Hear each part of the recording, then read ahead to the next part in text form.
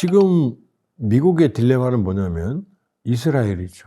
미국의 뿌리와 관계에 있는 이 기독교의 거점을 미국은 버릴 수가 없고, 여기에 대해서 더 사회 쿠셔너도 유태인이고, 트럼프는 이스라엘을 더 쉽게 말하면 미국 정부가 미국 그동안 역대 정부 이스라엘을 11호 봤다면 트럼프는 100으로 보고 있거든요. 그러니까 이스라엘과 본인을 동일시하거든요. 훨씬 더 강해요, 지향성이. 그러니까 이스라엘에 대한 미국의 이해관계, 여기 뭐 설명이 많죠. 어쨌든 여기 기독교 문명의 뿌리잖아요. 십자군 전쟁도 명분은 이거였잖아요, 예루살렘. 그러니까 서구는 이스라엘을 포기할 수가 없죠. 만일에 이스라엘이 존망의 위기에 처한다 그러면 전 기독교가 도와줄 거예요. 미국이 앞장을 설 거고. 그 다음 두 번째는 이 중동은 석유가 있잖아요. 언제 고갈될지 모르지만 석유가 있는 한 이 중동에 대한 영향권을 행사하지 않고서는 패권을 유지할 수가 없죠. 그게 페트로달러예요. 석유 거래 달러 기준이잖아요. 이게 없다고 위안화로 한다고 생각하면 끝나는 거예요, 미국은. 그러면 이란이 그러잖아요. 위안화로 결제하는 배만 보내줄게. 그럼 미치는 거죠, 미국은. 거기다 사우디하고 중국은 언제나 친했어요, 사실. 70년대부터. 사우디가 70년대에 중국의 미사일까지, 기술까지, 부대까지 주둔했었다라고 하는데 그건 확인은 안 됐고, 군사고문단은 확실히 주둔했던 것 같아요. 그러니까 끊임없이 중국은 여기 눈독을 들이는 거고, 힘이 커졌으니까. 그 다음에 러시아는요. 그레이트 게임이 그거 아니에요. 19세기 아프가니스탄으로 내려오는 끝없는 남진, 이란. 왜 시리아하고 친해있고 러시아가 이란하고 친해요? 왜 내려와야 되니까, 남진해야 되니까. 러시아 입장에서는 유럽으로 못 나가니까, 동쪽으로 가거나 남쪽으로 내려와야 되니까. 이 러시아의 남진을 막으려면 어떻게, 이란은 바로 거대한 방벽이잖아요. 그러니까 미국은 기독교, 페트로달러, 그 다음에 러시아와의 그레이트 게임, 영원히 계속되는, 절대로 여기 포기할 수가 없는 거죠. 그러니까 끝없는 이 중동의 수렁에 빠져든 이유는 뭐냐? 분명히 건물이 이렇게 위에 보인단 말이에요, 이렇게. 건물을 제거하면 끝날 것 같았거든. 또 솟아나오거든. 그러니까 이란을 공격하고 나서 미국이 그랬거든요. 미국 중부사령관, 센트컴 사령관이 하메네이 죽이고 나서 우린 뱀의 머리를 잘랐다 그랬거든요. 맞아요. 근데 이 뱀이 메두사거든. 머리가 하나가 아니거든. 또 히드라거든. 자른 머리가 또 자라나거든. 자, 이란이 그래서 봐요. 하메네이 제거했어요. 이스라엘이 신나서 또 라리자니 최고 안보회의 사무총장 제거했다고, 바시즘 유명대 사령관 제거했다고 그랬어요. 신났어요. 아니에요. 이 라리자니 같은 경우에는 오히려 IRGC 혁명수비대의 강경파들을 제어할 수 있는 영향력까지 가지고 있었어요. 온건파에 해당해요. 자, 라리자니 제거했어요? 끝나요? 또 올라와요. 밑에 줄줄이 기다리고 있어요. 이 사람들한테는 순교예요. 그러니까 이슬람의 국기를 좀 설명해 드릴게요. 이란의 국기를. 자, 이 국기 가운데 보시면 이 가운데에 이 빨갛게 문양이 하나 있어요. 꽃 모양이. 그리고 맨 위에는 녹색, 가운데는 하얀색, 밑에 빨간색 바탕이거든요. 설명을 드릴게요. 이란을 이해하기 위해서. 맨 위에 녹색은 이슬람을 상징합니다. 녹색은 이슬람이에요. 그 다음에 가운데 하얀색은 정의와 평화입니다. 그리고 맨 밑에 빨간색이 뭐냐? 순교예요. 국기 안에 순교가 있어요. 그 다음에 가운데에 있는 동그란 이 꽃 모양의 무늬가 언뜻 보면 튤립이거든요. 튤립 모양의 순교를 의미합니다. 네. 그리고 그 동그란 그게 뭐냐면 그게 알라라는 아랍 문자를 형성한 거예요. 그리고 가운데 직선으로 되어 있는 그거는 칼을 의미해요. 이거 저항이에요. 그 다음에 녹색과 하얀색, 그 다음에 빨간색과 하얀색 사이에 뭐가 이렇게 문양 같은 게 있는데 그게 글씨예요. 알라우 아크바르. 알라 신은 위대하다. 라는 게 위에 11번 반복, 밑에 11번, 모두 22번 반복되어 있어요. 왜? 79년 2월 11일 날 이란 이슬람 혁명이 성공했거든요. 2월 11일 곱하기 22죠? 자, 그럼 뭐예요? 100% 이슬람으로 되어 있고, 국기가 그 의미가 뭐라고요? 순교예요. 자, 서방이 얼마나 이란을 잘못 해석하는지 보여드릴게요. 자, 하메네이를 지금 미국과 이스라엘은 테러리스트, 지하로 도망다니는, 이렇게 묘사했어요. 하메네이 지하에서 죽었어요? 아니에요. 자기 집무실에서, 건물에서 죽었어요. 그러니까 뭐 모사드가 뭐 결정적인 비밀 정보가 아니에요. 그냥 공개적인 행보한 거예요. 가족들과 함께 죽었어요. 도망다니지 않았어요. 그 사람은 순교한 거예요. 그 사람들 입장에서는. 그래서 그 하메네이가 죽었을 때 이란에서 좋아하는 사람도 있지만 이란의 하메네이를 지지하는 사람들은 뭐라고 그랬냐. 가장 고귀한 죽음을 맞았다 그랬어요. 이 순간부터 하메네이는 순교자가 된 거예요. 그 사람은 정신적으로 자, 이란의 많은 사람들 하메네이의 폭정에 희생당한 그런 하메네이는 우리 기준으로는 용서받을 수 없는 독재자예요. 그러나 그 신정체제에서는 자 볼까요? 거꾸로 이렇게 하면 또 욕먹을지 모르겠는데 트럼프 마가지장에서는 뭐예요? 이거죠? 다른 데서는요? 이러잖아요. 그죠? 그렇게 보시면 된단 말이에요. 이란의 정치적 스펙트럼이 하나겠어요? 하메네이 제거했다. 악의 축을 제거했다. 그러면 하메네이를 지지하는 사람들이 그렇게 받아들일까요? 받아들이지 않죠. 이거는 그 사람들한테 뭐의 시작이에요? 새로운 전쟁의 시작이죠. 이래서 이게 끝이 아닌 거예요. 이 전쟁이 끝나도 전투는 끝나도 새로운 전쟁의 시작인 거예요. 오사마 빈 라덴이 9.11 테러 할 때까지 오사마 빈 라덴은 긴 시간을 무자히딘에서부터 생각했거든요. 서구의 영향? 이거 뭐지? 이건 이슬람 문명에 대한 모독이다. 라는 판단을 내렸거든요. 결국은 테러로 보복을 한 거거든요. 그래서 너무 쉽게 본다는 거죠.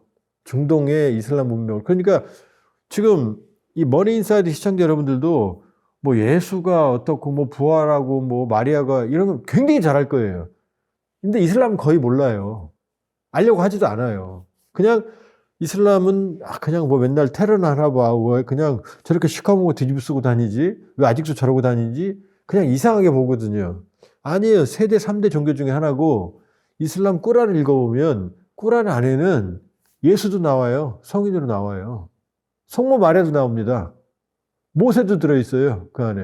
그러니까 사실 그렇게 멀지 않거든요. 기독교 종교와. 그런데도 그쪽은 전혀 관심이 없죠. 그리고 지금 극단주의적 이란의 신정체제, 뭐 IS, 알카에다, 뭐 지하드, 원래 지하드가 저런 게 아니에요. 지하드가 이런 것도 있지만 나와의 수련 이런 게 다 지하드예요. 근데 지금 우리 극단적인 측면만 보는 거죠. 이 근대에서 탄생한 이 서구와의 충돌에서 탄생한 극단주의적 일종의 한 분파들이 설치니까 그렇게만 보는 거죠. 만일에 하메네이를 제거하고 라리단이 제거하고 모조타바까지 예를 들어서 제거했다고 치고 트럼프가 그랬죠. 다음 지도자는 내가 임명할 거야. 미국 임명했다고 치자고 해요. 가겠어요 그게? 안 되죠. 그 안에 뿌리가 있는데. 그래서 힘들어도 그 사람들이 이란 국민들이 스스로 해결해 나가는 거고 외부에서는 여건만 조성해주고 인커리지 용기를 주고 이럴 수 있는 건데 직접 들어가서 제거해 버렸잖아요. 예를 들어서 우리가 일제강점기에 아무것도 안 하고 그냥 조용히 그냥 우리는 이렇게 살 수밖에 없나 봐. 근데 미군이 들어와서 누구 하나 딱 지도자를 세우고 나갔다고 한번 생각해 보세요. 그거랑 끊임없이 독립운동을 하고 광복군 역사가 있고 이 뿌리에 기반을 둔 이 정신적인 3.1운동에서 시작되는 이게 있기 때문에 우리가 이 스스로 민주주의를 이끌어 나가는 거예요. 만약 외부에서 심었다 그러면 이건 뿌리가 없는 거죠. 그냥 바로 무너질 수밖에 없는 거죠. 그냥 미국은 리비아, 아프가니스탄, 결국 아프가니스탄도 탈레반이 자기들이 정권을 세웠잖아요. 미국하고 싸워서. 리비아, 이라크 이런 데에 가서 민주주의가 아니라 정권 자체가 지금 흔들려요. 그러니까 나무를 심었다고 생각했는데 나무젓가락인 거죠. 뿌리를 내릴 수가 없는 거죠. 그러니까 튼튼한 묘목을 심어야 되는 거고 그 키우는 건 묘목을 심고 자라는데 근본이 되는 건 바로 그거의 토양인 거예요. 조금 더 한 말씀 드리면 소련이 무너지고 나서 소련은 한 번도 민주주의 경험이 없었잖아요. 지금 누가 왔어요? 푸틴 장기 독재. 중국 시장체제 완전히 시장체제의 자본주의 독재는 시진핑 독재잖아요. 그 다음에 중앙아시아 탄탄탄 하는 국가들 다 독재예요. 갑자기 민주주의가 잘하지 않는다니까요. 윗대가 무너진다고 그래서. 중동 그렇죠. 중동에 제대로 된 민주주의 국가 있어요? 다 왕정이잖아요. 공화정에 기반을 둔 튼튼한 나라가 한번 손꼽아 보세요. 거의 없어요. 자, 다 왕정이에요. 사우디, 카타르, 쿠웨이트, 아랍에미리트, 바레인 다 왕정 국가예요. 이란은 신정체제예요. 튀르키예, 에르도안 어떻게 다시 이슬람이 기반을 둔 어떤 그 취향성이 아주 강해요. 케말 파샤의 어떤 그런 세속주의 이것도 튀르키예도 지금 에르도안이 근본을 흔드는 건 아니지만 이게 지금 약간 흔들리는 그러면 이 답은 뭐냐? 민주주의의 긴 DNA가 형성이 돼야 되는 거예요. 자본주의와 민주주의가 같이 가는. 그게 없는 상태에서 미국은 끊임없이 힘으로, 군사력으로. 이란이 제거돼도 그 스스로 겪어온 민주주의와 시장체제라고 하는 그 두 뿌리가 없기 때문에 이란은 이 체제가 무너져도 긴 스스로의 과제가 남아있는 거예요. 그건 본인들이 해결해야 돼요. 여기에 개입하면 개입할수록 어떻게? 더 이제 충돌이. 자, 이란의 시민혁명을 본인들이 안 하고 외부에 미군이 들어와서 만일 지상군이 들어가서 정권을 무너뜨리고 이란 국민들 이 미군들의 지원을 받아갖고 이스라엘 지원을 받아서 정권이 세워졌다고 쳐보자고요. 이 정권은 시간 지나면 여러 가지 조금만 문제가 생기면 바로 무너져요. 왜? 나머지 반대 파산하는데. 이 사람 지지한 게 아니니까. 그러니까 미국이 그동안 했던 방식은, 미국적 방식은 현재까지 성공한 사례를 찾기 어렵다. 지금 이라크, 아프가니스탄 전쟁에 미국이 쓴 돈이 무려 8경이다 라는 얘기가 거의 정설 일부 책에 나와요. 그럼 이 8경 중에 많은 돈은 어디로 가느냐? 9.11 테러 이후 미국 방산업체로 흘러간 돈의 규모가 2경이라는 평가도 있어요. 민간이죠, 결과적으로. 그래서 결국 이 얘기가 또 어디로 가느냐?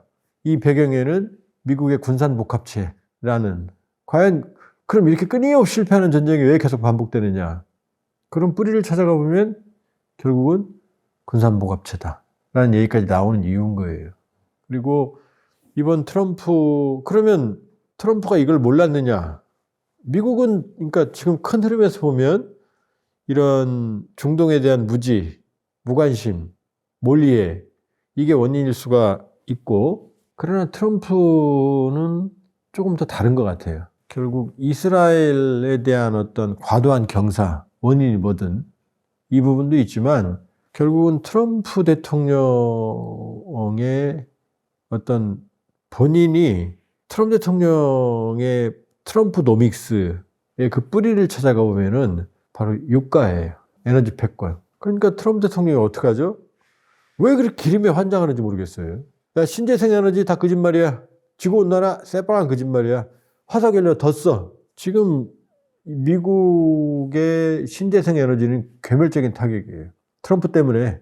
아마 트럼프 이후에 영원히 중국과의 격차를, 한국과의 격차를 줄일 수 없을지도 몰라요. 그 정도 괴멸적 타격을 받았어요. 자, 그렇게 전쟁을 싫어했던 트럼프가 베네수엘라를 공습했어요. 그 굉장히 위험한 작전이었어요. 알고 보니까 로드리게스 부통령과 사전에 밀약이 있었고, 트럼프 대통령이 마약, 마두로 때문에 잡아갖고 뭐 베네수엘라 폭정 이런 얘기했지만 베네수엘라 지금 압박하나요? 로드리게스는 마두로 대통령이 최측근이고 독재 체제의 가장 친한 협력자였고 서기부 장관을 겸직하면서 베네수엘라 국민들의 피를 가장 많이 빨아먹은 인물이 로드리게스거든요. 지금 행복하게 잘 지냈잖아요. 더 말을 안 하잖아요. 석유 파이프라인이 중국으로 가던 걸 미국으로 돌렸거든요. 이걸로 끝. 더 말 안 하잖아요. 그거 민주화한다면서요. 지금 마약, 국민들 탄압, 협조하는 지배층 아무도 지금 안 다쳤어요. 한 명도 안 죽었어요. 마두로도 안 죽었어요. 심지어 잡혀만 간 거예요. 석유 매장량 1위거든, 베네수엘라가. 자, 이란은요. 석유 매장량 3위에다가 호르무즈 해협을 잡고 있으니까 트럼프 입장에서 눈에 가신 거죠. 여기만 미국의 영향권을 넣게 되면 어떻게 돼요? 세계의 석유 패권이 트럼프 손에 들어가는 거예요. 석유 가격도 자기 마음대로 좌지우지할 수 있어요. 예를 들어서 이란의 핵 문제, 뭐 독재, 뭐 이런 것 때문에 이란을 공격한다고 명분을 찾잖아요. 자, 이란은 핵 무기가 일단 없어요. 핵 실험도 한 번도 안 했어요. 미국을 공격할 ICBM은 존재하지도 않아요. 핵 물질, 플루토늄과 고농축 우라늄도 없어요. 고농축 우라늄 순도 90%여야 되는데 60%만 440kg 있어요. 없어요. 그것도 60%예요. 그래서 미국이 하루아침에 일주일이면 공격받는 새빨간 거짓말이에요. 순도 90% 있어도 이걸 터트려서 핵실험을 해야 되고 이걸 핵탄두로 만들어야 되고 이걸 ICBM에 장착해야 되고 이러면 최소한 몇 년이 걸려요. 그럼요. 그런데 북한은요. 핵실험 6번 했어요. 2006년부터 2017년까지. 할 거 다 했어요. 6번. 핵폭발 1차, 2차 위력 증대 약하니까 3차 소형화 경량화 4차 수소폭탄 5차 핵탄두 6차 2017년 9월 ICBM 탄두 핵실험 6번. ICBM 화성 15, 17, 18, 19, 20 미국 본토까지 15,000km 어마어마하게 쏴댔어요. 핵물질 플루토늄 100kg. 이건 나가사키에 6.2kg 썼거든요. 얼마나 많은 양이 알겠죠. 그 다음에 고농축우라늄은 2,000kg 정도. 순도 90% 이상이 히로시마에 64kg 떨어졌어요. 그럼 이란하고 비교가 돼야 안 돼요. 북한에 비교하면 이란은 모범생이에요. 미국을 때리잖아요. 독재? 김일성, 김정일, 김정은으로 오는데 뭐 3만 명, 뭐 몇만 명 지금 시위 때 죽였다고 그랬죠? 학살했다고. 북한은 이 숫자겠어요? 훨씬 많아요. 근데 북한은 뭐라고 그래요? 아, 나 김정은과 친해. 러브레터 서로 주고받았어. 우리 서로 사랑해. 그러잖아요. 하메네이는 김정은에 비하면 죄가 100분의 1도 안 돼요. 심하게 말하면. 왜 때려요? 북한은 왜 안 때려요? 북한 석유가 없거든. 핑계일 뿐이에요. 그러니까 지금 국제정치는 선악으로 보면 안 됩니다. 철저하게 미국 국익에 따라 움직이는 거고. 근데 중요한 건 그 미국 국익을 추구할 때 남들을 생각하지 않는다는 거죠. 왜냐? 호르무즈해협 통과량의 38%를 중국이, 12%를 한국이, 11%를 일본이. 이 나라들은 거기가 젖줄인데 거기 공역하고 막히고 이런 거 신경 썼다면, 우리를 생각하고 일본을 생각한다면 거기 맘대로 건드리겠어요? 안 하는 거죠. 그러니까 지금은 이 냉혹한 각자 도생의 시대라는 걸 트럼프가 정확하게 말해주고 있고, 미국 국익을 위해서는 수단과 방법을 가리지 않는다는 걸 정확하게 말해주고 있고, 그 위험한데 함대 파견까지 요구하잖아요. 자기들은 안 들어가면서.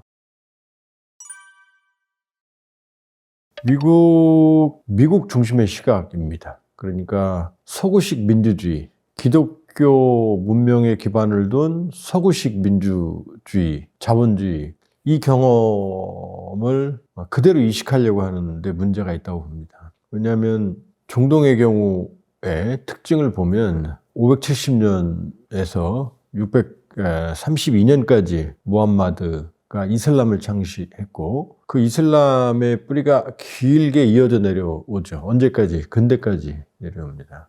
그러니까 오스만 투르크, 1차 세계대전 종료와 함께 오스만 투르크 제국이 붕괴하죠. 그러면서 서구 열강들이 중동을 지배하고, 이후에 이제 많은 아랍 국가들이 탄생을 하거든요. 그러면은 사실은 이 아랍 국가 같은 경우에 이 서구식 네이션 스테이트, 근대 자본주의 발전과 그 다음에 국가 수립, 민족 국가 수립, 이 경험이 매우 짧습니다. 짧고 이슬람의 영향이 매우 강한 상태에서, 왜냐하면 자본주의 역사는 사실 정교 분리의 역사라고 볼 수가 있어요. 그러니까 그 유명한 니체의 신은 죽었다, 고트 이스트 토트 그러죠. 그건 뭐냐면 중세의 신이 지배하던, 그러니까 사실은 신성의 시대가 중세입니다. 그러니까 인간의 이성은 철저하게 배제가 되는 거죠. 그러니까 신의 섭리만 따르면 모든 게 이루어지는 이런 체제에서 점차 인간이 이제 신성의 시대에서 주지주의적 합리주의 시대로 넘어오는, 이성의 시대로 넘어오는 게 근대고, 니체는 그걸 말하는 거예요. 고트이스토트는 신은 죽었다는 건 신이 사라진 게 아니고 신이 모든 일상을 지배하던 이런 상황에서 이제 신은 어디로? 종교적 서비스, 종교적 위안의 영역으로 국한되고, 그러니까 매일 24시간을 지배하다가 이제 일요일 날 아침에만 만나는 존재로, 그리고 산에 역부로 가서 만나서 일부러 가서 절에서 만나는 존재로, 그 이전은 아니죠. 일상이 우리 모든 일상이 쫙 배어 있었죠. 그러니까 일반인들은 글을 읽을 필요도 없죠. 문명에도 좋습니다. 그냥 신부가 하는 말만 외우면 되는 거니까. 그러니까 중세는 세속화라고 볼 수가 있고, 중세에서 근대로 넘어오는 과정은 세속화라고 얘기를 하고, 다른 의미로는 의미와 가치의 사유화 과정이라고 합니다. 말이 좀 복잡하죠? 그건 뭐냐면 의미와 가치 이런 것들이 중세시대에는 신의 손아귀에 들어있었습니다. 여기 인간들은 고민할 필요가 없었죠. 근데 이제 신이, 그러니까 가서 신탁을 받으면, 교회에 가서 기도하고 신탁을 받으면 끝나는 거죠. 그런데 이제 사람들이 알기 시작했죠. 아, 내가 돈을 벌고 내가 시험을 잘 보고, 그건 신학이 내가 영적인 의지를 하는 거지만 시험 준비를 열심히 해야 되는구나. 기도만 갖고는 안 되는구나. 그러니까 신의 섭리에 의존해서 모든 걸 해석하던 시대에서 이제 인간이 각자 해석하는 거죠. 그게 사유예요. 개인화, 개별화, 파편한 거죠, 이제. 그러니까 우리는 사실은 세속화 시대에 살고 있는 거죠. 중세 때는 조한보 박사 영상 잘 나오게 해주세요. 100만, 200만 이렇게 기도하는 거죠. 근데 지금은 그렇게 의지는 하겠지만 이 시장의 원리, 이 영상의 컨텐츠, 반응 이런 게 결정한다는 걸 알고 있죠. 중세 때는 안 그랬다니까요. 자, 그러니까 이 세속화 영역인데 이슬람은 좀 다릅니다. 이슬람은 왜냐하면 초기부터 무함마드 시기부터 정치와 종교가 통합되어 있었어요.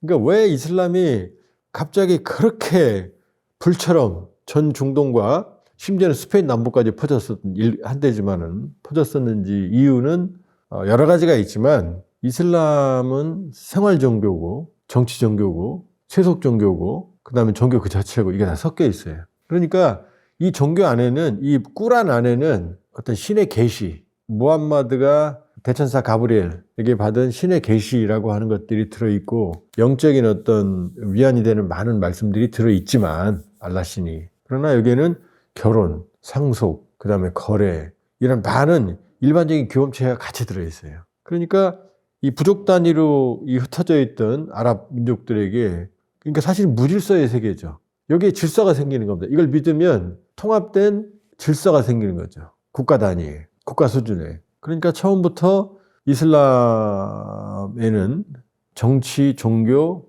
경제, 문화 이런 것들이 다 통합되어 있죠. 그러니까 이게 흐름이 어디까지 이어지냐면 이제 오스만 제국까지 이어지는 거죠. 오스만 제국까지. 그러면서 이게 일시적으로 이제 차단되는 게 바로 제국주의 세력들이 중동을 지배하고 서구식 근대화, 그다음에 서구식 가치 이식 이런 과정이 잠정적으로 이제 진행이 되는 거죠. 근데 이게 성공하지 못하죠. 왜? 그 긴 뿌리가 있으니까. 그러면서 1920년대 30년을 기점으로 이슬람 형제단이라고 하는 이게 이제 이슬람 역사에서 아주 중요하거든요. 그러니까 아랍의 봄 때 이집트 혁명의 주요 그 철학적 뿌리 세력도 이슬람 형제단이었잖아요.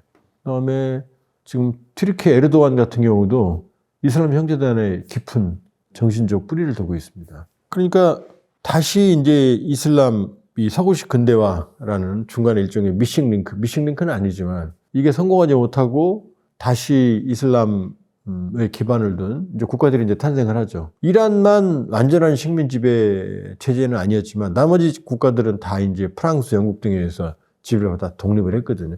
마지막으로 독립을 한 게 알제리죠. 62년 프랑스와 함께 전쟁을 통해서 순차적으로 요 흐름으로 보시면 됩니다. 그러니까 이슬람은 다시 그러니까 지금 어떻게 되죠? 지금 분쟁 지역인 사우디아라비아, 바레인, 아랍에미리트, 카타르, 쿠웨이트 여기 다 뭐죠? 다 왕정 체제잖아요. 오스만 투르크의 술탄 체제와 유사한 왕정 체제잖아요.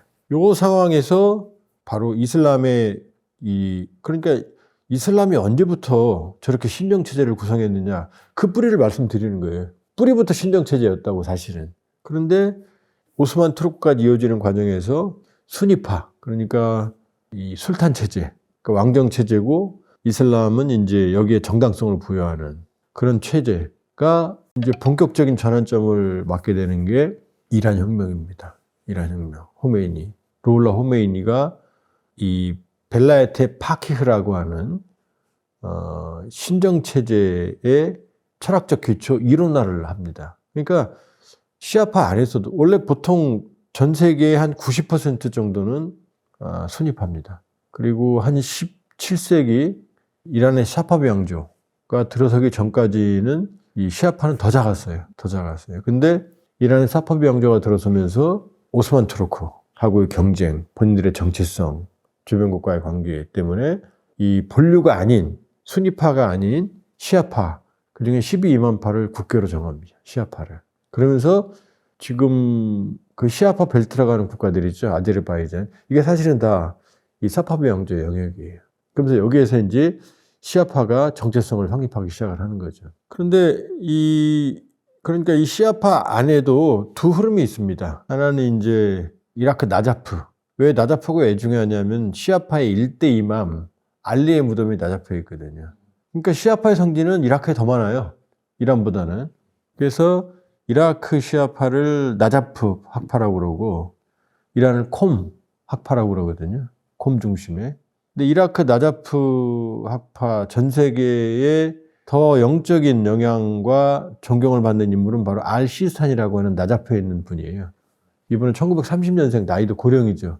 근데 이분은 이슬람이 종교에 깊숙이 관여해서는 안 된다. 이 세속 정치에.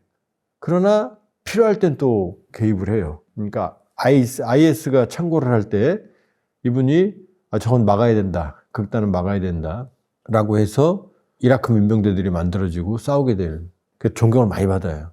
그런데 이쪽 호메이니 쪽은 이제 벨라야테 파키라고 하는, 아니다. 실제로 마지막 12번째 이맘이 재림하기 전까지는 바로 이슬람 성직자들이 직접 통치해야 된다라는 이론을 정립을 해서 신정체제를 만든 거예요. 이 안에서도 호메이니 안에서도 또 분파가 또 있어요. 원래 하메네이가 89년에 호메이니 죽고 이제 후계자가 되는데 원래는 하메네이가 아니었어요.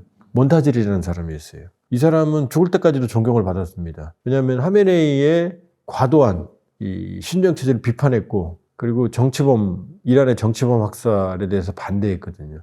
그러니까 쉽게 말하면 실각당한 거예요. 그걸 주도한 게 하메네이입니다. 그러니까 하메네이 같은 세력들이 호메이니의 극단적인 이란 정치, 그러니까 세속 정치에 관여하는 이 뿌리를 지금 받아들인 거죠. 그리고 이제 지금 문제가 되는 많은 지역들, 리비아, 아프가니스탄, 이라크, 지금 미국이 개입했던, 그러나 아직도 민주주의가 안 되는 아프가니스탄, 아직도 탈레반 정권 지금 정착을 못하고 계속 혼돈이죠. 리비아, 지금 가다피 정부는 무너졌지만 지금 아직 반군 세력과 정부군 세력들이 나눠 가지는, 그다음 이라크, 정부는 있지만 이라크의 한 60에서 60% 차지하는 민병대, 이라크 시아파 민병대는 오히려 이란 영향이 강한, 이 미국이 개입했던 전쟁에 개입했던 나라들이 그 어느 나라도 안정적인 체제를 형성을 못하고 있어요. 민주주의 체제를. 그건 뭐냐면 지금 이 중동이, 간단하게 말씀드렸던 이 중동이 가진 깊은 역사 때문에 그렇습니다. 왜냐하면 서구적 의미에서 자본주의 발달과 민족국가가 형성되는 이 네이션이라고 하는 이 정체성이 형성이 안 돼 있기 때문이에요. 미약하기 때문이에요. 예를 들면 이라크 후세인 정권 같은 경우에는 80년부터 88년까지 전쟁을 했잖아요. 그러니까 이란이 이슬람 혁명을 일으키니까 주변국들이 두려워했고, 왜냐? 이슬람 혁명이 주변으로 퍼질까 봐, 왕정국가로 퍼지고. 그러니까 후세인이 이 샤트 알 아랍 수로라는 이 지정학적 문제를 빌미로 전쟁을 했지만, 사실은 이제 이란에 대한 두려움, 이란이 취약했을 때 치고 싶은, 중동의 맹지가 되고 싶은, 그러니까 미국은 이제 반미 이란을 때릴 수 있는, 그러니까 이라크를 전폭적으로 지원을 했죠. 그러나 결과적으로는 이란 이라크 전쟁에서 이제 휴전으로 갔고, 그리고 이제 후세인은 다른 생각을 먹은 거죠. 이제 쿠웨이트를 침공해 버린 거죠. 그리고 그게 바로 90년이었고, 2003년에는 미국이 이제 거꾸로 이 화근을 없애기 위해서 후세인, WMD, 대량살상 무기가 있다고 미국 주도 영국과 함께 이제 후세인 정권을 무너뜨렸거든요. 무너졌죠. 무너졌고 결국 후세인이 2006년 처형당했습니다. 그런데 문제는 이 이라크만 하더라도 우리가 아는 그런 서구식 민주주의 민족국가가 아니라는 거죠. 이라크에는 한 순위파가 한 30%, 시아파가 한 60, 70% 되거든요. 또 쿠르드족이라고 하는 소수민족도 있고. 그러니까 후세인의 정권은 자세히 들여다보면 아주 강한 지지 기반이 아니었던 거죠. 그러니까 후세인을 무너뜨리고 나니까 이제 어떤 문제가 발생을 하느냐. 이제 그 저변에 숨어 있던 종교 문제가 이제 부각되는 거죠. 이게 긴 문화가, 대한민국이 왜 친민국가가 됐습니까? 6.25가 터졌어요? 미국 주도의 유엔군과 전쟁했어요? 한미 상호 방위 조약이 체결됐어요? 주한미군이 주둔했어요? 미국 주도의 긴 산업화 과정을 거쳤어요? 미국의 스탠다드가 들어오기 시작했어요? 한국의 많은 엘리트들이 미국으로 유학을 갔어요? 그리고 미국의 가치들을 받아들이기 시작했어요? 그러면서 사실은 대한민국은 뭐 많은 사람들이 미국에 대해 어쩌니 저쩌니 해도 미국의 스탠다드, 미국의 기준으로 지금 변화해 온 거예요. 아마 유학 갔다 온 사람 숫자를 보면 미국이 압도적으로 많을 거죠. 전 세계에서 지금 가장 많은 한국인이 사는 데가 어디예요? 미국이잖아요. 근데 저긴 아닌 거죠. 저쪽은, 중동은. 그러니까 후세인을 무너뜨렸지만 무너뜨린 상황에서는 어떻게 더 깊은 생활 종교, 사람들의 사상과 의식을 지배하고 있던 생활 종교의 문제가 이제 드러나기 시작한 거고. 그러면 여기에 이제 바로 이라크는 시아파 한 60에서 65%. 그러니까 후세인은 수니파였어요. 그 소수가 다수를 지배한 거였어요. 그러니까 쉽게 무너진 거죠. 외부에서 쳐버리니까.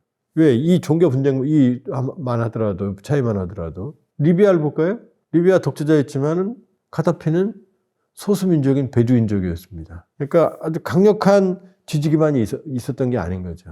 아프가니스탄, 결국, 아프가니스탄에는 미국의 지원은 언제부터냐면은 1980년에서 88년까지 있었던 아프가니스탄 전쟁이거든요. 소련이 아프가니스탄의 친소 국가를 유지하기 위해서 침공을 했고, 여기에 대해서 아프가니스탄의 무자헤딘이라고 하는 이슬람 전사들이 싸우기 시작했고, 여기에 미국이 지원을 했거든요. 그런데, 그러니까 이게 사실은 우리가 지금 알고 있는 알카에다, IS, 이런 모든 무장 정파의 뿌리가 바로 이 무자헤딘이에요. 그러니까 많은 소련과 80년부터 88년까지 전쟁이 이어지면서 많은 무자헤딘들. 이때는 미국은 신났죠. 뭐 스팅어 미사일부터 시작해서 어마어마한 무기를 CIA들이 주면서 또 주변국 파키스탄을 거점으로 해서 그러면서 소련을 괴롭히고 소련이 그래서 무너졌다는 설도 있어요. 88년이잖아요. 소련이 무너지기 시작한 건 89년, 90년 12월 26일 날 무너졌으니까 이 여파가 너무 컸어요. 국력도 소모가 됐고 깊은 상처거든요. 그러면서 미국은 그렇게 생각한 거죠. 이 무자헤딘을 지원하면 이 사람들이 이제 소련을 무너뜨리고 친미국가 되고 그게 아니거든요. 왜 이 사람들은 이런 서구식 문물보다는 깊은 이 이슬람 문명이라고 하는 이슬람 종교라고 여기 뿌리를 두고 있으니까 미국이 도와줘도 근래 안 가는 거죠. 이 깊은 전통이 서구식 민주주의, 자본주의, 우리와 같은 긴 역사 이게 없으니까 미국으로 안 가는 거죠. 저게 무너지면 다시 이슬람의 정체성을 회복을 하는 거죠. 깊은. 그러니까 여기에 들어간 것들이 결국 그러니까 오사마 빈 라덴도 뿌리를 찾아가 보면 바로 무자헤딘과 연결돼 있어. 그러니까 알카에다, IS 다 그때 뿌리를 두고 있는 거예요. 그러니까 아이러니하게도 지금 우리가 중동하면 테러 집단, 무장 집단 이렇게 생각하죠. 사실은 소련과 미국 때문인 거죠. 소련이 아프가니스탄을 침공했고 여기 미국이 지원하고 이 저항의 뿌리는 바로 이슬람 무자헤딘이고 이 사람들은 민족주의보다는 이슬람이라는 정체성이 더 강했던 거죠. 그러니까 결국은 오사마 빈 라덴이 어떻게 되죠? 이제 미국을 바로 이슬람 문명권에 대한 침략 도전으로 생각하고 이슬람의 기반을 둔 저항을 극단적으로 하고 결국 본인도 이제 사라져 버리게 된 거죠. 그러니까 이 긴 뿌리를 보면 우리가 어떻게 봐야 되냐면 민주주의라고 하는 건 아주 긴 역사를 가져야 돼요. 그러니까 지금 볼까요? 자, 사회주의가 우리가 사라지면 사회주의가 공산권 진영이 무너지면 우리는 민주화 될 거다. 그래서 서구가 소련 체제 무너질 때 옐친 정권을 아주 전폭적으로 지원했고 옐친 정권은 초기에 그래서 아주 강력한 서구주의 정책, 친서가 정책을 펼쳤거든요. 그런데 민주주의 경험이 한 번도 없는데 소련이 무너졌다고 바로 민주화가 안 되잖아요. 대한민국을 보면 돼요. 60년 4.19 민주화 혁명 온 게 뭐예요? 박정희 군사 쿠데타예요. 자, 1980년 광주 민주화 운동 많은 분이 희생을 하시고 오늘날 민주주의의 그 뿌리가 되는 피를 뿌렸지만 온 건 전두환 정권, 장충체육관에서 체육관 선거로 87년 시민혁명, 넥타이까지 나와서 명동거리 서울시를 메워서 그 이전까지는 간접선거였어요. 국민들이 투표권이 없었어요. 사람들은 그 기억을 못할 거예요. 우리가 직접 투표권이 없었다는 걸. 87년 시민혁명으로 바로 직선제를 노태우 당시 후보가 받아들였거든요. 어쩔 수 없이. 결국 본인이 당선됐어요. 그러고 나서도. 그리고도 문민정부가 언제 들어서느냐. 김영삼 대통령이 3당 합당 그 군부 정권과 손을 잡고서야 겨우 문민정권이 탄생했단 말이에요. 언제 최초에? 바로 김대중 대통령. 그게 최초의 문민정권이에요. 완벽한 의미에. 그래서 그랬어요. 노태우 때까지를 군화발이라고 그랬어요. 군화. 그래서 이 김영삼 정권은 등산화 정권이라고 그랬어요. 왜냐, 김영삼 대통령이 등산을 되게 좋아했거든요. 민주산악회. 군화가 등산화. 아직도 권위주의가 남아있었던 얘기죠. 자, 이 역사를 Why Nation Fails 2024년에 노벨 경제학상을 수상한 에스모글루, 로빈슨, 잔슨 이 세 사람이 노벨 경제학상을 수상. Why Nation Fails가 왜 거기서 그 노벨 경제학상을 탔냐면 도대체 어떤 나라가 성공하는가, 왜 실패하는가. 북한과 한국을 비교하면 바로 체제의 건강성을 말하는 거예요. 그러면서 이 Why Nation Fails에서는 한국을 민주주의와 산업화의 모범적인 국가로 직접 얘기합니다. 그런데도 길게 숨가쁘게 60년부터 얘기했지만은 뭔가 부족하죠. 앞으로도 갈증나죠. 이게 민주주의 역사거든요. 가장 성공적인 대한민국이, 근데 중동으로 가봅시다. 거기 그런 게 있어요? 우리는 민족적 다일성도 있는 국가고 유교 문화권이고 소위 뭐 5,000년의 역사라고 하는 긴 단일 체제, 그 다음에 정서, 역사, 많은 분야에서의 공통성을 가지고 있잖아요. 근데도 힘들었죠. 저쪽은 아니란 말이에요. 그 부족 국가라고 하는 많은 차이들이 이슬람이라고 하는 생활 종교의 이 정치, 경제, 사회 문화가 통합된, 군사가 통합된 이 역사에서 뿌리의 기원을 뒀는데 여기에 단기간에 이식이 되겠어요, 이게? 그러니까 미국은 상부구조, 여기만 제거하면 될 거라고 생각했는데 이걸 제거하니까 뭐가 나와요? 긴 이슬람의 뿌리를 둔 그 안에 종파, 부족, 민족, 갈등들이 솟아올라오는 거고 서구적 스탠다드의 기준, 서구가 꼭 그런 건 아니에요. 이런 거를 이식할 수 있는 경험 시간 이게 없는데 갑자기 서구식 민주주의 체제 선거를 딱 뿌려 이게 됩니까? 이라크만 해도 정부는 수립됐지만 시아파 민병들이 이란 말을 듣는데요. 왜? 긴 무함마드 시대에서부터 이어져 내려온, 그러니까 알리 하메네이가 이스라엘과 미국의 공격으로 폭사했을 때 갑자기 저 먼 파키스탄에서 이슬람 교주들이 미국 영사관에 넘어가려다가 9명이 총격으로 사망하는 일이 벌어지잖아요. 왜? 거기에 시아파가 한 4천만 명이 있거든요. 그 사람들은 어디를 따르는 거예요, 지금? 파키스탄 정부가 아니고 이란의 시아파를 따르는 거예요. 왜? 파키스탄 순위파고 파키스탄은 또 순위파 세속 국가예요. 군부 독재. 그러니까 파키스탄이 또 위험한 거예요. 자, 파키스탄이 왜 또 위험하냐? 지금 여기 안 나오지만 또 이제 아마 조만간 다루게 될 가능성이 있어요. 파키스탄은 순위파 군부 세속 국가거든요.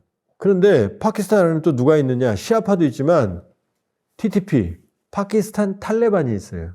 아프가니스탄이 탈레반 국가죠. 이 파키스탄과 아프가니스탄이 나눠주는 것도 또 듀랜드 라인이라고 여기 또 영국 제국주의가 또 들어가요. 영국이 물러가면서 국경을 그냥 찍고 가버린단 말이에요. 그러니까 아프가니스탄의 주류 민족이 파슈툰족이거든요. 파슈툰족이 둘로 갈려요. 오늘 같은 살다가 영국이 찍으니까 오늘 같은 마을에 형 동생은 저기 살고 누나는 여기 파키스탄에 사는 거죠. 탈레반은 뭐냐면 자, 이슬람의 이 순위파는 성직자 계급이 발달하지 않았는데 시아파는 성직자 계급이 발달합니다. 맨 밑에가 이슬람의 신앙을 공부하는 사람들을 탈레브라 그래요. 탈레반 하면은 이 탈레브의 복수예요. 신학생들이란 뜻이에요. 그 위에가 호자툴 이슬람, 그 위에가 아야톨라, 맨 위에가 아야톨라 오스마거든요. 자, 그럼 그랬잖아요. 파키스탄 탈레반, TTP. 그럼 민족은 파시스트는 같은 민족이야? 그 다음에 탈레반, 같은 신학도, 그럼 아프가니스탄 뿌리가 같겠어, 안겠어요? 같죠? 이 파키스탄 탈레반은 특징이 뭐냐? 아프가니스탄처럼 샤리아, 율법, 이슬람 율법에 의한 통치국가를 꿈꿔요. 그럼 순위파 세속국가 파키스탄과 충돌하겠어요, 안 하겠어요? 충돌하죠. 그래서 지금 여기 둘이 전쟁하는 거예요. 그러니까 이 파키스탄은 갑자기 아프가니스탄 카불을 공습하잖아요. 왜? 이 파키스탄 탈레반의 지도부가 카불에 있다고 생각하니까. 그러니까 아프가니스탄과 파키스탄이 또 전쟁하는 거예요. 지금도 전쟁하고 있어요. 지금 사람들이 관심이 없어요. 테러 일어나고. 그럼 이것도 어디를 삐지느냐? 인도하고 파키스탄이 전쟁하죠? 그럼 인도는 가만히 보고 있으면 누굴 지원하겠어요? 파키스탄 탈레반을 지원하는 거죠. 그러니까 파키스탄은 이제 또 돌아버리는 거죠. 인도가 또 개입하니까. 미국은 이제 왜냐하면 파키스탄에 친중이 돼버렸잖아요. 그 다음에 이 아프가니스탄에는 그 유명한 바그람 공군기지에서 아프가니스탄 거점인데 바이든이 철수했잖아요. 그러니까 트럼프가 어떻게 해요? 나 바그람 공군기지 다시 들어갈 거야. 왜? 거기를 견제하면 중국을 견제할 수 있거든요. 또 복잡한 게 아프가니스탄은 그 끝에 와칸 코리도, 와칸 회랑이라고 아주 폭이 좁은 길로 20-30km밖에 안 돼요. 길이 한 거의 180km 되는데 이게 신장 위구르랑 연결돼 있어요. 중국에. 그럼 중국 입장은 어떻게 했어요? 바로 이슬람끼리 연결하면 신장 위구르가 또 흔들릴 거 아니에요. 그럼 중국은 또 누구랑 친해요? 파키스탄이랑 친하잖아요. 인도는 중국과 또 왼수잖아요. 이 복잡한 상황인 거예요, 지금. 그러니까 이렇게 들어가 보면 결국 그 뿌리로 들어가 보면 이슬람이라고 하는 거대한 이 뿌리가 이 모든 문제의 원천인데 이 아직도 이 중동은 세속화가 덜 된 거죠. 그리고 이슬람 종교의 뿌리가 사실은 세속화와 연결돼 있는 거죠. 그러니까 정권과. 그리고 그걸 극단화시킨 게 벨레아테 파키라고 하는 호메이니의 신정 정치인 거죠. 12이맘 마지막 12번째 알마흐디가 941년에 은거에 들어간 살아있다고 봐요. 신이 보호하고 있다고. 언제고? 그러니까 재림 신앙이에요. 미륵인 거죠. 이거를 수니파 쪽에서는 거부하죠. 왜냐? 저쪽은 세속 왕정 중심의 세속 정권. 그러니까 세속 정권도 아니죠. 이슬람의 통치 더 강하죠. 사우디아라비아 같은 경우 지금 여자들을 운전하기 시작한 것도 얼마 안 됐잖아요. 이란은 훨씬 더 빨랐고. 그러니까 지금 말했던 바레인, 사우디, 쿠웨이트, 카타르 여기도 보면 이슬람의 이 영향이 아주 강한 거죠. 생활까지 깊숙이. 그런데 이게 세속화는 또 아니에요. 원래부터 묶여있던 거예요, 사실은. 이슬람 자체가 세속 신앙이니까. 그러니까 우리가 말이 길게 돌아서 왔는데 결국 중동은 자본주의에 기반을 둔 네이션 스테이트, 민족국가 형성, 기독교 문명에 기반을 둔 이 흐름이 아니라는 거죠. 아직도. 돈은 많지만 자본주의적 세속화, 여기 이 과정이 지체되어 있고 그 다음에 민족국가, 네이션 스테이트의 경험이 지체되어 있는 거죠. 그러니까 끝없는 혼돈으로 가는 거죠. 새로운 정부를 세워도 이 정부가 장악을 못하는 거죠. 레바논 보세요. 레바논이 왜 이렇게 시끄러워요? 자, 저기는 수니파, 시아파, 기독교가 3분의 1, 3분의 1, 3분의 1이라고 보시면 돼요. 그러니까 베이루트 하면 그렇게 꿈 같은 모든 지중해의 아름다운 진주 이랬는데 관광, 물류, 교통 물류, 그 다음에 금융, 허브가 어떻게 돼요? 끝없는 내전의 뿌리로 들어가는 거죠. 이 문제들이 부각되니까. 이래서 저쪽은 어떻게 해요? 힘으로 안 된다. 그리고 이제 이 사태는 끝날 겁니다. 끝나게 되고 어느 한쪽의 일방적인 승리로 끝나기는 어려워요. 그리고 이란 정권을 근본적으로 해체한다? 해체해도 다시 오뚜기처럼 일어날 가능성이 높아요. 시간이 걸려요. 그럼 전쟁이 끝나면 중동 국가는 이제 두바이, 카타르 도하, 사우디아라비아 네옴시티 이 생각을 고민하게 될 거예요. 여기가 이제 우리도 분쟁 지역이구나. 우리는 그동안 베이루트, 테헤란, 가자 지구와는 완전히 다르다고 생각했는데 이제 팜 주메이라, 아랍에미리트, 두바이의 그 아름다운 세계 부자들, 영화배우들, 헐리우드 사는 거기에 세계적인 부자들이 다시 들어갈까요?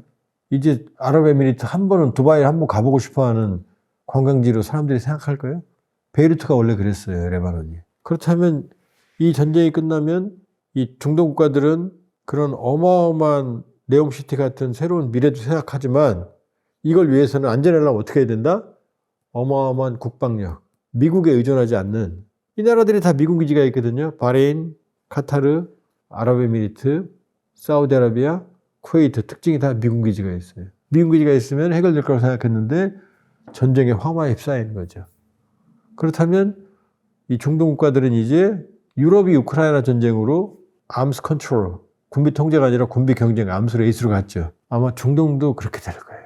중동도 이제 자주국방, 미국에 의존하지 않는 아마 최대한의 국방비에 보다 많은 돈을 이란이 감히 자기들 때리지 못하도록 자기들의 미래를 말아먹지 못하도록 국방비에 최대한 많은 투자를 하게 되는 상황이 오게 될 거예요. 그러면 대한민국 이번에 천궁2 눈에 보이지 않는 어마어마한 신뢰성을 확보를 했죠. 아마 천궁2 방공망을 포함해서 수없이 많은 그걸 즉각적으로 공급할 수 있는 나라는 우리밖에 없거든요. 사우디가 이미 우리 3,600톤급 장영실함에 관심을 보이기 시작했거든요. 지난해 부산의 마덱스 때 이미 사우디 참모총장이 관심을 보였어요. 왜냐? 이 상황에서 SLBM 10발을 물속에 싣고 물속에 숨어서 언제 때릴지 모르는 전략적 억제력이 있다면 이란이 저렇게 마음대로 하겠어요? 그렇기 때문에 이번 전쟁은 좋은 일은 아닙니다만 한국 방산에는 새로운 기회가 될 거다. 그리고 이란은 언제나 대한민국과 서로 윈윈하는 관계였어요. 이걸 뭐 선악의 독재 이렇게 볼 게 아닙니다. 이란은 인구 9천만의 중동 최대의 그리고 수천 년의 역사를 가진 페르시아의 후예거든요. 미국과 동일한 시각으로 이란을 봐서는 안 된다. 따라서 여러 번 말씀드리지만 이 불확실성의 시대에는 대한민국 국익이라는 정확한 좌표를 중심으로 우리 대한민국의 항로를 정해야 된다 이렇게 볼 수 있습니다.